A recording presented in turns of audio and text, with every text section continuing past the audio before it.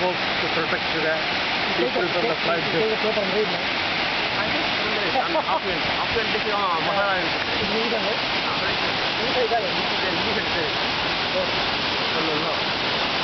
Now we are looking into one of the most beautiful and deep waterfalls of Italy.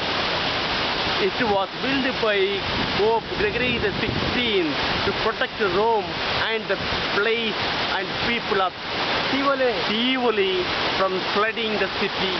And he made a tunnel and brought this water from the city to this beautiful mountain to make a wonderful garden.